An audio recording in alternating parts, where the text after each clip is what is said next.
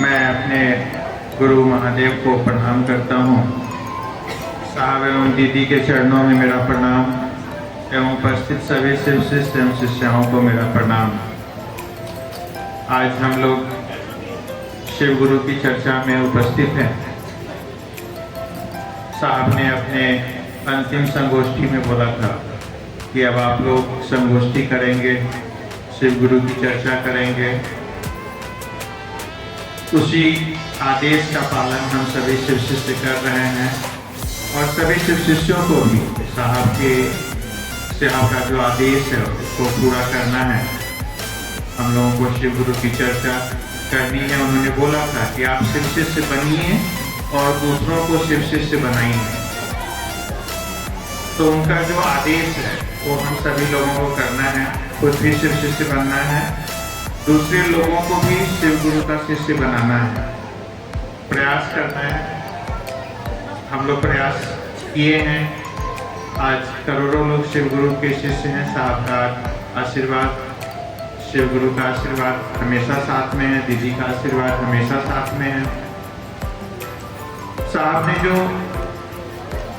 शिव गुरु की शिष्यता आरंभ की वो इसी धरती से आरंभ की, आपके आरा से ही, भोजपुर से ही आरंभ की।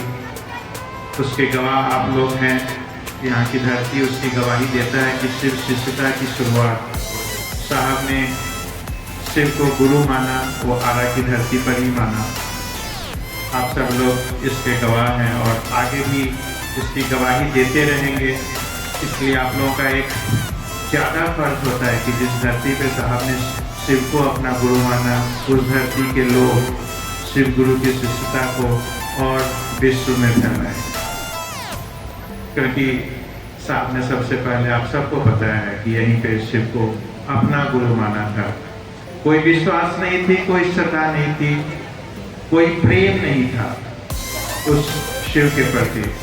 देखिए, उस महादेव को कुछ देने की जरूरत नहीं होती है। हम लोग एक दूसरे से कुछ ना दे तो हो सकता है वो रिश्ता तोड़ दे, लेकिन साहब बोलते हैं कि उस महादेव ने अपना काम किया। मुझे कोई श्रद्धा नहीं थी महादेव के प्रति, कोई विश्वास नहीं था। उनको लगता था कि ये भी ढकोसला है, लेकिन गुरु ने अपना काम किया। और साहब की जो शंकाएं थी, साहब ने जो टर्म एंड कंडीशन महादेव के सामने रखा था कि आप सामने से आएंगे तो मैं आपको गुरु नहीं मानूंगा, आप बोल के देंगे तो मैं आपको बोलेंगे तो मैं आपको गुरु नहीं मानूंगा। देखिए, गुरु ने उन सभी शर्तों को माना। जो शिष्य ने कंडीशन रखा था उन सारे शर्तों को माना और उन्होंने बिना सामने आए, बिना कान में बोले हुए उन्होंने सब कुछ बता दिया साहब को कि मैं शिव गुरु हूँ। और उन्होंने 3 सूत्र भी दिए और उसी 3 सूत्र का सहारा लेके हम लोगों को भी शिव गुरु के पास शिव गुरु के शिष्य बनने के लिए चलना है। बिना 3 सूत्र का सहारा लिए हम लोग शिव के शिष्य नहीं बन सकते हैं। इसलिए साहब ने जो 3 सूत्र दिया है उसे हम सभी को करना है। 3 सूत्र आप सभी जानते ही हैं। इसे आपके भाव में उतरना होगा। जो पहला सूत्र है वो एक, पहले हम सोचते हैं कि शिव मेरे गुरु हैं, मैं उनका शिष्य हूँ, मुझ पर दया कीजिए। एक पहले विचार है। यही विचार बार बार अगर हम दोहराएंगे, मन से दोहराएंगे तो मन हमारा की जो विचार है वो भाव में परिणत हो जाएगा और जब भाव त्वरित होगा तो प्रेम में परिणत हो जाएगा। फिर हम लोगों को महादेव से प्रेम होगा, जैसे साहब को था। सुबह से लेकर शाम तक हमेशा पूरी जिंदगी साहब ने इसी काम के लिए दे दी, शिव गुरु चर्चा के लिए ही दे दी। अपने अंतिम समय में भी सब जब साहब हॉस्पिटल में थे तो पूछ रहे थे कि कोई शिव गुरु चर्चा लोगों को 3 सूत्र दे रहे हो कि नहीं, कार्ड लाए हो कि नहीं। जब लोग मिलने जाते थे, हम लोग मिलने जाते थे तो साहब पूछते रहते थे। आईसीयू में भर्ती है, लेकिन उनकी एक ही इच्छा थी कि लोगों को शिव गुरु से जोड़े। आईसीयू में आखिरी एडमिट है, लेकिन परवाह है कि शिव गुरु का नाम हो रहा है या नहीं हो रहा है, लोगों को जोड़ रहे हो कि नहीं जोड़ रहे। समझिए, अपने दुख की घड़ी में भी, आईसीयू में भी उन्होंने लोगों को शिव गुरु से जोड़ने की बात हम लोगों को बताई। और हम लोग ये काम पूरी ईमानदारी से करें, लोगों को शिव गुरु से जोड़ते रहें। ये भाव धीरे धीरे शिव गुरु की ओर आपको ले जाएगा। ये जो 3 सूत्र है वो आपको शिव गुरु की तरफ ले जाएगा। शिव गुरु से दया मांगना, चर्चा करना और प्रणाम करना। साहब ने जो इसे बताया है वैसे प्रणाम करना है, प्रयास करना है प्रणाम करने का। नमः शिवाय से रुद्राक्ष की माला पे 108 बार या सांस पे नमः ऊपर लेने में, शिवाय छोड़ने में। बहुत ही आसान सी विधा है। इससे अच्छी विधा कुछ और नहीं हो सकती है महादेव से जुड़ने के लिए। उस महादेव साहब ने शिष्यानुभूति में लिखा है कि आपके लौकिक एवं पारलौकिक सुख स्वतः पूरे हो जाते हैं। हम लोगों को हमेशा जीवन में कुछ न कुछ चाहिए होता है, इसीलिए हम लोग देवी देवताओं के पास जाते हैं, मंदिर में जाते हैं, कोई गिरजाघर जाता है या कुछ भी, क्योंकि हमें लगता है कि अब मेरे से वो काम नहीं हो पाएगा। शायद उस मंदिर में जाएं, उस महादेव के पास जाएं और कुछ मांगे, तभी शायद मुझे कुछ मिल पाता है। साहब ने कहा कि आपकी अगर शिष्य बन के आपकी लौकिक एवं पारलौकिक इच्छाएं अपने आप पूरी हो जाएंगी, कुछ करने की जरूरत नहीं होगी। बस आप महादेव को अपना गुरु मान लीजिए, आप उनके शिष्य बन जाए और ये जो भाव है शिष्य बनने का वो अस्थायी हो जाए। ऐसा नहीं कि आज हम लोग शिव गुरु चर्चा में आए, महोत्सव में आए, बहुत अच्छा भाव है, एकदम चर्चा सुने और फिर भूल जाए महादेव गुरु को। ऐसा नहीं होना चाहिए। शिव गुरु की शिष्टता अस्थायी होनी चाहिए। जैसे आपके रिश्ते किसी के साथ अस्थायी होते हैं, आपके माता पिता हैं वो हमेशा जन्म से लेके पूरी जिंदगी तक वही माता पिता रहते हैं, आप माता पिता बदलते नहीं हैं। वैसे ही शिव के साथ जो रिश्ता होना चाहिए वो अस्थायी होना चाहिए। ऐसा नहीं कि आज महादेव को गुरु माना, कल महादेव को गुरु मानना छोड़ दिए, किसी और को गुरु बना लिया। ये बहुत जरूरी है। महादेव के साथ शिष्य में आपको कृतज्ञ होना होगा, कृतज्ञ नहीं होना होगा। आपको महादेव गुरु हैं, वो सिखाते हैं, सब कुछ देते हैं, तो उसके प्रति अपनी कृतज्ञता रखनी होगी। ये नहीं कि आज तो हमें मिल गया महादेव गुरु से और फिर छोड़ दिए। तो साहब ने बहुत सारी बातें कही हैं।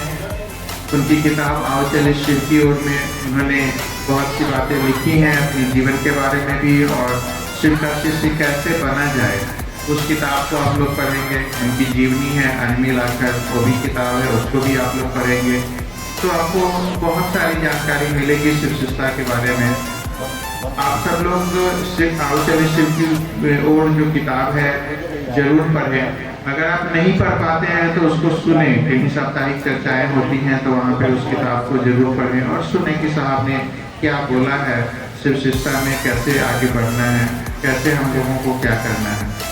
आप सभी लोग शिव शिष्य हैं, शिव कैसे गुरु हैं ये सब बताने की जरूरत नहीं है, क्योंकि आप लोगों को खुद ही अनुभूतियाँ मिली होंगी कि वो महादेव कुछ भी दे देता है, कुछ भी कर देता है, हर समय आपके साथ रहता है। ये सब ज़्यादा बताने की जरूरत नहीं है। बस ये जो आपने माना है शिव को अपना गुरु, उसको हमेशा अपना गुरु मानते रहेंगे।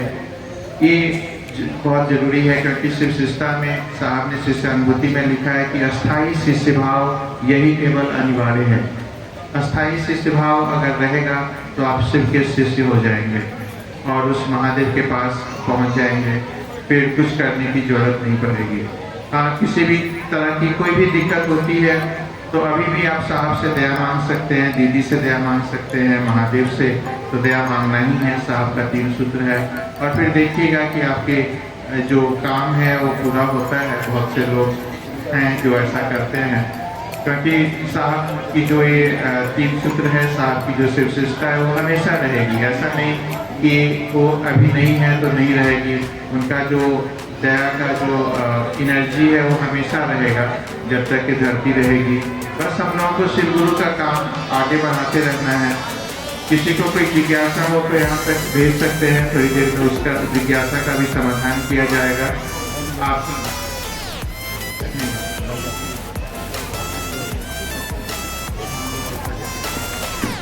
ठीक है। लिए। कुछ जिज्ञासा है जो आप लोगों ने दिया है, मानव जीवन में शिव गुरु की आवश्यकता क्यों पड़ती है? देखिए, मानव जीवन जो है थोड़ा अलग है जानवरों के जीवन से। जैसे गाय है, बैल है, हम लोग जब से जन्म लेते हैं तब से हमें ज्ञान की जरूरत होती है। कोई भी बच्चा पैदा होता है, सबके आप देखते ही होंगे, उसको खाना पीना, दौड़ना, चलना, पढ़ना कुछ नहीं आता है, कपड़ा पहनना, तो उसको सिखाया जाता है कैसे खाना खाए, कैसे कपड़ा पहने, कैसे स्नान करे, कैसे चले, कैसे सब कुछ स्टार्टिंग से ही। लेकिन जानवर के बच्चे के साथ ऐसा नहीं होता। कभी जानवर के बच्चे को आप सिखाए हैं कि कैसे खाना खाना है, कैसे नहाना है, कैसे नदी में जाके नहाना है? कोई गया है सिखाने किसी जानवर के बच्चे को? वो अपने आप चला जाता है। जब धीरे धीरे अपने खाना शुरू कर देता है, दूध लेना शुरू कर देता है, चलना खुद से सीख लेता है। कभी जानवर के बच्चे को चलना सिखाए हैं क्या हम लोग? सबके पास, बहुत से लोग के घर में भी होंगे पालतू गाय भैंस होंगे। किसी अपने बच्चे को कभी चलना सिखाए हैं आप? वो अपने आप खड़ा हो जाता है, चलना शुरू कर देता है। लेकिन आप अपने बच्चे को चलना सिखाए होंगे, पहले 1 महीना ट्रेनिंग दिए होंगे, काठ की लकड़ी का साइकिल बनाए होंगे, उस पर हाथ देके धीरे धीरे चलना सिखाए होंगे, तब वो चलना शुरू करता है। तो यही अंतर है कि मानव का जीवन और दूसरे जो जीवन है, जैसे पशुओं का जीवन है। क्योंकि हम लोगों को एक गुरु की जरूरत जन्म के साथ ही पड़ जाती है। गुरु जो ज्ञान दे, चाहे वो साइकिल चलाना हो या खाने का ज्ञान हो, नहाने का ज्ञान हो, कुछ किसी भी चीज़ का ज्ञान हो, तो इसीलिए गुरु की जरूरत तो हमें जब से जन्म के साथ ही पड़ती है। हर काम में, पढ़ाई लिखाई में तो ऑब्वियसली वो तो सब लोग जानते ही हैं कि गुरु की जरूरत होती है, टीचर की जरूरत होती है, तभी कोई डॉक्टर, इंजीनियर, कलेक्टर बन पाता है। बिना गुरु का कोई भी डॉक्टर, इंजीनियर, कलेक्टर या कोई भी किसी भी क्षेत्र में आगे नहीं बढ़ पाता है। और एक परंपरा भी रही है, गुरु शिष्य की परंपरा एक केवल साहब ने नहीं शुरू की है। अगर हम इतिहास देखेंगे तो हमारे पुराने परदादा जो भी हैं, पहले के लोग, किताबों में देखेंगे तो पहले के लोग भी सब लोग गुरु और शिष्य परंपरा को आगे बढ़ाते रहे हैं। पहले भी लोग शिष्य बनते थे, पहले भी लोग गुरु बने हैं। इतिहास में बहुत सारे गुरुओं का उल्लेख है। आप देखेंगे कि शिव के भी शिष्य बने हैं, 121 या कितने साहब बोलते थे बने हैं। लेकिन इस कालखंड में सबसे पहले साहब ने शिव को अपना गुरु माना और वो पहले शिष्य बने। तो इसीलिए ये परंपरा पुरानी है और हमें ज़रूरत है। नहीं, अगर हम स्कूल जाएंगे तो हम लोग कोई अफसर नहीं बन सकता है। आजकल के ज़माने में कोई सबको कुछ पैसा कमाना है, जीवन यापन करना है, तो पढ़ाई तो बहुत ज़रूरी है। हमें गुरु के पास जाना है और वो गुरु महादेव आपको लौकिक ज्ञान भी देते हैं, पारलौकिक ज्ञान भी देते हैं, आपको समझ देते हैं कि क्या सही है, वो बोध देते हैं। बोध एक अलग चीज़ है, मतलब ज्ञान तो सब कुछ का रहता है। जैसे हम को सिगरेट नहीं पीना चाहिए, सिगरेट खरीदने जाते हैं, उसके पैकेट पे ही लिखा रहता है कि स्वास्थ्य के लिए हानिकारक है, उससे कैंसर होता है, उसका फोटो भी लगा रहता है, कैंसर वाला जो मुंह होता है वैसा, लेकिन फिर भी हम पीते हैं। ज्ञान तो आ गया मेरे पास, लेकिन बोध नहीं आ पाया कि हम सिगरेट ना पिए, खैनी ना खाएं, तंबाकू ना खाएं, तो क्या फायदा। लेकिन हमारे शिव गुरु जो है वो बोध देते हैं, वो बोध में उतारते हैं। ज्ञान तो है ही कि आप खाएंगे तो आपको कैंसर हो सकता है, या उससे आपको हानि हो सकती है, या कुछ भी शरीर स्वास्थ्य पर खराब असर पड़ सकता है। तो वो जब समझ पैदा हो जाए तभी वो ज्ञान सही है। और शिव गुरु वही हमारा ज्ञान देते हैं कि ये बोध केवल अच्छा गुरु ही करा सकता है। ज्ञान तो हमें कोई भी दे देता है कि ये नहीं करना चाहिए, वो नहीं करना चाहिए। आजकल यूट्यूब से भी ज्ञान मिल जाता है, लेकिन वो बोध कहाँ से आ पाएगा? बोध तो कोई अच्छा गुरु ही करा पाएगा। तो इसीलिए हम लोगों को गुरु की आवश्यकता है। मानव जीवन में अच्छे गुरु की आवश्यकता है और शिव से अच्छा गुरु कोई है नहीं। इसीलिए हम लोग शिव को अपना गुरु बनाए। गुरु अपने शिष्य के व्यक्तित्व के सर्वोत्तम पक्ष को उजागर करते हैं, कैसे? देखिए, हर आदमी एक तरह ही होता है, लेकिन वो परिवेश के कारण, अपने परिवार के कारण अलग अलग दिशा में आगे बढ़ता है। कभी किसी की सोच कुछ होती है, कभी किसी की सोच कुछ होती है। उसमें सारे गुण रहते हैं किसी भी आदमी में। जैसे किसी से प्रेम करने का गुण है, किसी से लड़ाई झगड़े करने का गुण है, लड़ने का गुण है। तो सारे गुण एक आदमी में रहते ही हैं, लेकिन जो गुरु होता है उसके सर्वोत्तम पक्ष को उजागर करते हैं। मतलब किसी का जो सर्वोत्तम पक्ष है, जैसे बच्चे ही हैं, कोई अच्छा क्रिकेटर बन जाता है, कोई अच्छा हीरो बन जाता है, कोई अच्छा पढ़ने में अच्छा डॉक्टर बन जाता है, कोई इंजीनियर बनता है, कोई अलग अलग क्षेत्रों में लोग आगे बढ़ते हैं। तो जो गुरु होते हैं उसमें सर्वोत्तम पक्ष उसका क्या है? कोई अच्छा जो लड़का है उसमें टीचर देखता है कि अच्छा ये लड़का कोई अच्छा चित्रकार बन सकता है, तो गुरु उसको चित्रकारिता में ही आगे बढ़ाता है कि अच्छा तुम अच्छा फोटो बनाओ, अच्छा पेंटिंग करो, अच्छा ड्राइंग करो। तो उसको लगता है कि ये अच्छा इसमें कर सकता है। कुछ टीचर ऐसे होते हैं कि लगता है कि अच्छा ये लड़का मैथ में अच्छा बना रहा है, मैथ में इसको अच्छे नंबर आ रहा है, तो उसको प्रेरित करते हैं कि तुम इंजीनियर बनो। कुछ लड़का बायोलॉजी में अच्छा करता है तो उसको गुरु प्रेरित करते हैं कि वो डॉक्टर बने। मतलब उसका जो सर्वोत्तम पक्ष है उस आदमी का, उस बच्चे का, वो गुरु उजागर करते हैं। तो यहाँ पे साहब जी ने जो लिखा है तो उसका यही मतलब है कि आपके सर्वोत्तम पक्ष को उजागर करते हैं आप, और फिर आपको उसमें जो आपका सर्वोत्तम पक्ष है उजागर होता है तो फिर उसमें आप काफ़ी आगे बढ़ जाते हैं। जैसे कोई टीचर अच्छा लड़के को किसी मैथ में अच्छा करता है, वो इंजीनियर बन गया तो वो अच्छा काम कर सकता है, अच्छी नौकरी कर पाता है, अच्छा इंजीनियर बन जाता है। तो वैसे ही वो गुरु जो है आपके सर्वोत्तम पक्ष को उजागर करते हैं और आप अच्छा बन जाते हैं।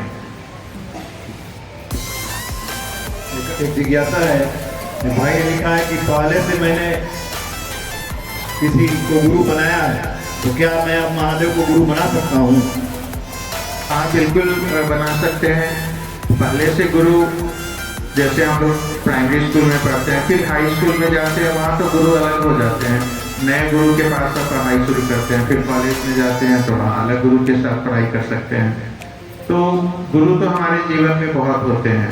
ऐसा नहीं है कि अब हम प्राइमरी स्कूल में टीचर को गुरु मान लिए तो हम आगे किसी और टीचर से पढ़ेंगे ही नहीं पढ़िएगा तो फिर प्राइमरी के प्राइमरी में ही रह जाइएगा। हाई स्कूल में तो जा नहीं सकते हैं, क्योंकि प्राइमरी के टीचर आपको हाई स्कूल या कॉलेज का तो उसको ज्ञान है नहीं, क्योंकि उस कॉलेज के टीचर, आप कहीं मेडिकल या इंजीनियरिंग में जाएंगे तो वहाँ तो उसके स्पेशल टीचर होते हैं जो आपको मेडिकल की पढ़ाएंगे, इंजीनियरिंग पढ़ाएंगे। तब तो आप डॉक्टर इंजीनियर कलेक्टर बन नहीं पाएंगे। अगर बोलेंगे कि हम प्राइमरी में जो पहला दूसरे के टीचर हैं हम उसी से पढ़ाएंगे, क्योंकि उनको तो बस पहला दूसरा का ही आता है, उनको तो मेडिकल और इंजीनियरिंग आता नहीं है। उसको पढ़ाने के लिए तो आपको डॉक्टर के पास ही जाना पड़ेगा। जो डॉक्टर है वही डॉक्टरी पढ़ाएगा, जो इंजीनियर है वही इंजीनियरिंग पढ़ाएगा, क्योंकि डॉक्टर इंजीनियर के कॉलेज में डॉक्टर सभी पढ़ाते हैं। तो आपको ये जो पढ़ाने का काम है, महादेव सबसे अच्छे गुरु हैं, सबसे जगत गुरु हैं। तो आप प्राइमरी क्लास में ही रह जाएंगे। आप महादेव के पास अगर नहीं जाएंगे तो आपको वो जो ज्ञान है जगत गुरु का जो कॉन्सेप्ट है उसमें फिर आप जा नहीं पाएंगे, क्योंकि जगत गुरु सबसे ऊपर होता है। सभी सदगुरुओं से भी ऊपर जगत गुरु होते हैं, और वो महादेव से अच्छा गुरु आपका कोई नहीं है। तो बेस्ट है कि आप बेस्ट गुरु के पास जाएं, और आप सभी गुरुओं को जो, ऐसा नहीं कि पहले के गुरु को आप छोड़ दें, प्राइमरी क्लास के टीचर को आप छोड़ दें, ऐसा भी नहीं है। वो जैसा पढ़ाए हैं, 2 का पहाड़ा पढ़ाएं तो 2 का पहाड़ा भी याद रखिए, आगे वो भी काम आ सकता है। लेकिन भाई मेडिकल कॉलेज में या इंजीनियरिंग कॉलेज में पढ़ते हैं तो वो जो टीचर बोलते हैं वो भी याद रखिए। तो आपको जिस गुरु के पास जाना है, जिस गुरु से भी पढ़ना है, आप पढ़ते रहिए। उसमें उसको स्टॉप करने की जरूरत नहीं है, उसको रोकने की जरूरत नहीं है। बस आप महादेव को भी अपना गुरु मान लें और एक दिन शुक्र करें।